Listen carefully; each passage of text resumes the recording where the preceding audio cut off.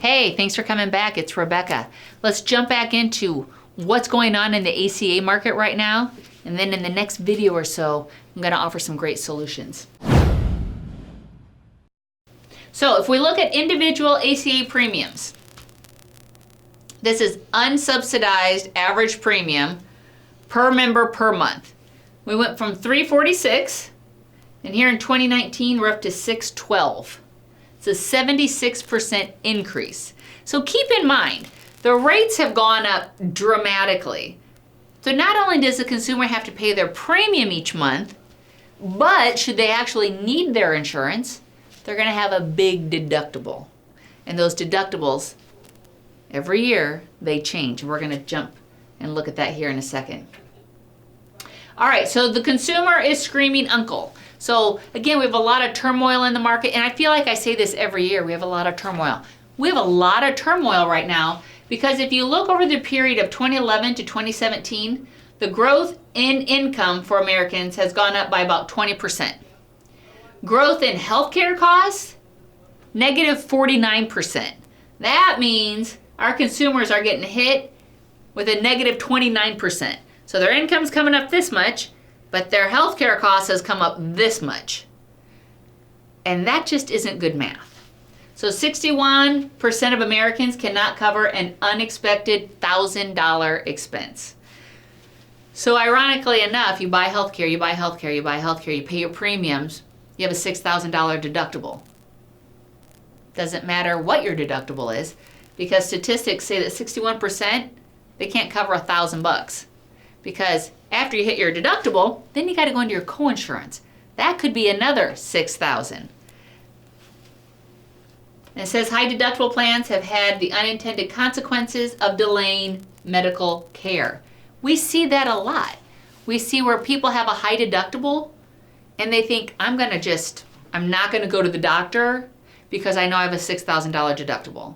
I'm just going to stay back. And so they've seen an increase in delayed care because people have that mindset. It makes sense.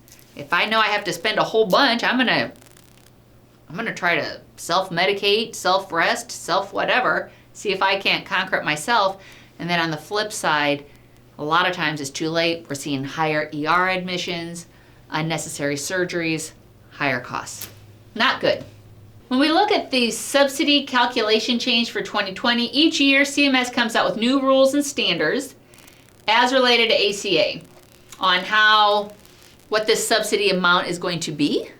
Consumers are going to bear more of the weight. So 7.3 million consumers are expected to pay additional costs.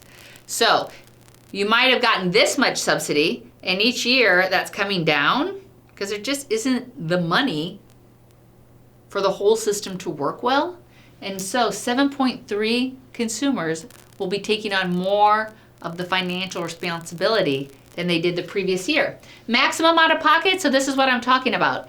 If 61% of Americans can't cover $1,000, the individual out of pocket max is now $8,100, or for 2020, and the family out of pocket will be $16,000. You know, I read an article recently that talked about healthcare is the new mid-size vehicle, all right? So 16,000, the average, we're going to see an average get to 20,000 a year for healthcare. So you could take that 20 grand and they're saying, look, you could go buy a great Honda, but you could have that maybe for 15 years. Or you could take that 20 grand and buy healthcare and then buy it next year, another 20 grand. And then after 10 years, you could have, I don't even know what a super fancy car would be, maybe a plane. But I was just reading that with the cost. We're getting into that arena of consumers are no longer what they're paying for a vehicle, but we call it healthcare. Lower subsidies will equate to more uninsured. So if the subsidy amounts are lower, more people are going to jump out. They're estimating 70% will drop coverage. You can't afford it. And the whole way for the whole system to work is you got to have people in the system paying for it to work. So if you don't have people in the system, you're not going to get that money. It's not going to work. So we're seeing a trend of moving away from hospitals. So I kind of painted a bad image of what's happening, and we all know this, but it's just good for us just to continue to reiterate it. But this is really cool, moving away from hospitals. People aren't wanting to go to the hospitals. They're wanting to go more to these clinics that we see. I love Minute Clinic with CVS. I go to Minute Clinic probably more than I send myself or our kids to our primary care. It's quick, it's convenient, and more Americans are going towards this.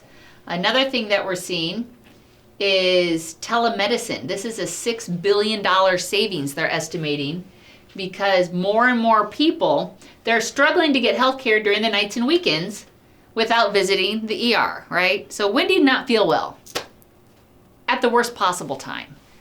And I would never go to the ER unless I physically saw a bone or had blood, because I think of ER as super expensive. So telemedicine has gotten huge.